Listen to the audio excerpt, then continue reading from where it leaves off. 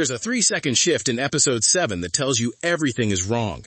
Every time the mind control technology activates, the warmth disappears. It's subtle, almost subliminal, but it creates an emotional flatline in every character. This episode isn't asking whether the tech works, it's asking what kind of emptiness it leaves behind. After last week's chaos, order seemed tempting, but episode 7 reveals that enforced peace is far more terrifying than open conflict. Lucy enters Vegas expecting danger and unpredictability, but instead she finds calm, an eerie calm that feels manufactured. The controlled characters are not happy, not sad, just neutral, stripped of the messy spectrum of human emotion. The most chilling part is that the show conveys this through small visual cues and behavioral shifts rather than exposition. Lucy's posture changes from curious and open to rigid and upright, mimicking authority before she's even directly controlled. There are hesitations before characters touch technology, pauses that last slightly too long, fingers hovering as if they're uncertain about their own consent. Even humor, usually a relief in Fallout's dark satirical tone, almost disappears entirely whenever the technology is active, leaving the world feeling sterile and curated. This is the first time the show makes order scarier than chaos, demonstrating that a structured environment without choice can be psychologically devastating. The dinner scene amplifies this effect, where kindness is performed rather than earned, making the audience feel a creeping unease. The real horror in this episode is not mass control, but a future where rebellion is biologically impossible and resistance is engineered out of human nature. Watching these interactions makes it clear that Fallout is asking something bigger than survival. What happens to people when freedom itself is removed? The episode reminded me strongly of Brazil, with its suffocating bureaucratic systems, and Psychopaths, where safety comes at the cost of free will. Fallout has moved from post-apocalyptic satire into classic dystopian philosophy, questioning not survival of the fittest, but the survival of obedience and manipulated morality. The mind control system is designed not to erase memories or prevent violence specifically, but to eliminate disagreement, creating a society incapable of resisting bad leadership because resistance itself has been removed. Observing how carefully the show frames every controlled interaction reveals that the technology is not just a plot device. When Lucy interacts with the other characters, small gestures become incredibly meaningful. She tilts her head slightly before speaking, watches carefully as others pause before touching the devices, and mirrors body language without conscious choice. This is an incredible storytelling choice because it communicates control and compliance without a single line of dialogue. The absence of humor is another tool the show uses masterfully. Normally, Fallout undercuts horror with absurdity and dark comedy, but Episode 7 removes that safety valve entirely. There are no jokes, no ironic commentary, no distractions from the unsettling calm. The absence of humor becomes its own loud presence, emphasizing how sterile and controlled everything has become.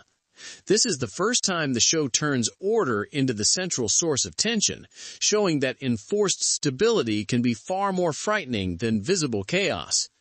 The moral and psychological questions this episode raises are profound. Is it ethical to erase violence if it also erases identity?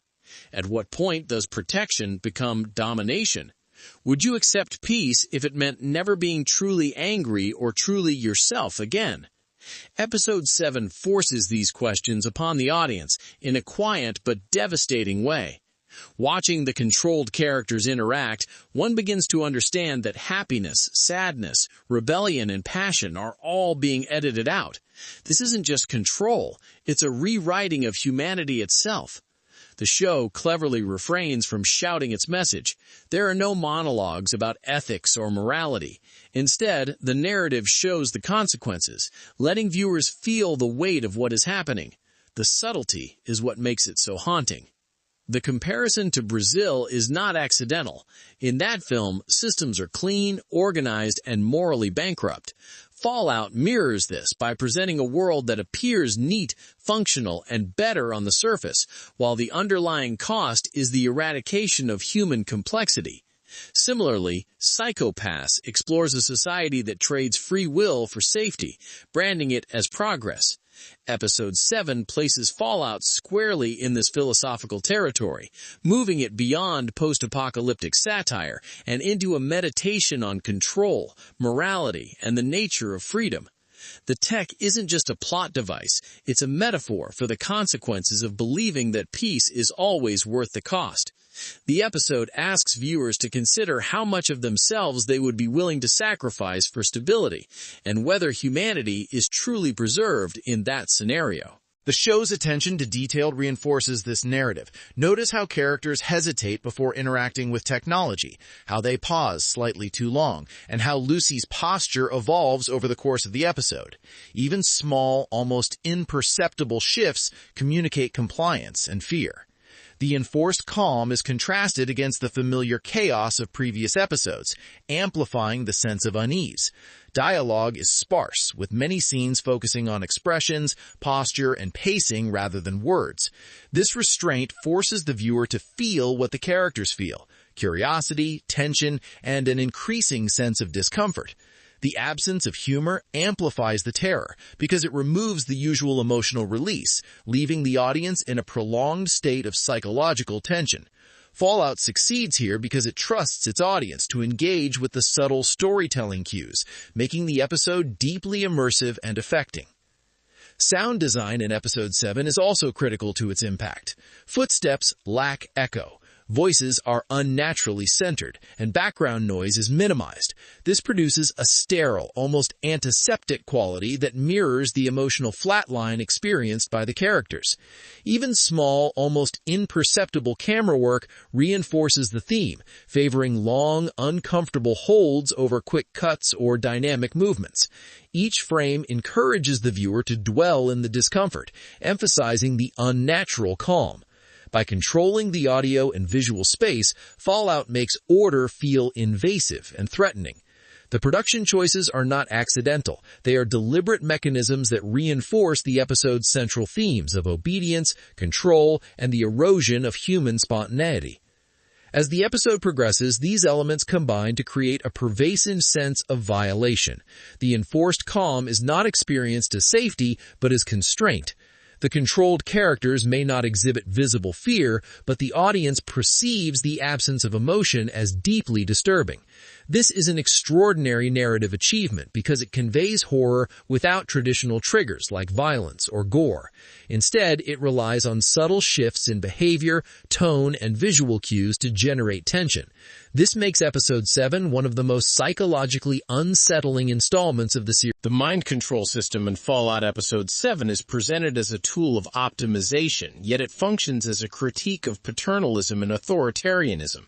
Authority figures in the episode justify the technology by pointing to improvements in behavior and the avoidance of conflict. The show carefully interrogates this justification, asking who gets to decide what constitutes better. The character's compliance is presented not as a moral failing, but as a consequence of the system's design. Even those who appear to wield power are constrained by the same moral architecture, demonstrating that systemic control reshapes behavior at every level. This nuanced approach elevates Episode 7 from conventional narrative to philosophical inquiry, positioning Fallout as a series that challenges viewers to consider the ethical dimensions of enforced conformity. Episode 7 also emphasizes the seductive nature of control. Characters who submit voluntarily do so not out of fear, but out of a perceived sense of duty or efficiency. The show highlights how compliance can feel rewarding, how order can seem appealing in a world that has previously been chaotic and dangerous. This is a deeply uncomfortable observation, as it mirrors real-world scenarios in which individuals prioritize stability over autonomy, often without recognizing the cost. Fallout presents this concept with elegance and restraint, showing that the seduction of compliance is not always overt, it is subtle, pervasive, and psychologically complex. By framing control as a choice rather than a mandate, the series engages the audience in a moral dialogue, asking whether the cost of peace is ever worth surrendering freedom. The emotional impact of Episode 7 is heightened by its thematic and stylistic coherence. By removing humor, emphasizing sterile visual and auditory cues, and carefully choreographing subtle changes in character behavior, the show constructs a layered atmosphere of unease. The narrative demonstrates that morality without freedom is not true morality, and that the enforcement of peace can be more psychologically damaging than visible chaos. The episode challenges viewers to consider the ethical, social, and personal consequences of control, offering no easy answers and leaving the audience with lingering questions about the nature of obedience, consent, and human autonomy. Fallout uses this approach to expand the boundaries of post-apocalyptic storytelling, transforming its narrative from survival-based drama into a meditation on power, freedom, and the human condition. The predictions for the finale are already seated in Episode 7. The narrative trajectory suggests a confrontation between mass safety and individual suffering, where characters may willingly submit to control for the perceived greater good. The technology may persist beyond the events of the series, becoming a legend sought out by future characters. Fallout presents a cyclical view of history, showing that dangerous ideas often survive not through destruction, but through dilution, adaptation, and mythologization. Episode 7 prepares the audience to consider these broader consequences, framing the finale as not simply a climax of plot, but as a meditation on the persistence of control, obedience, and ethical compromise in human societies.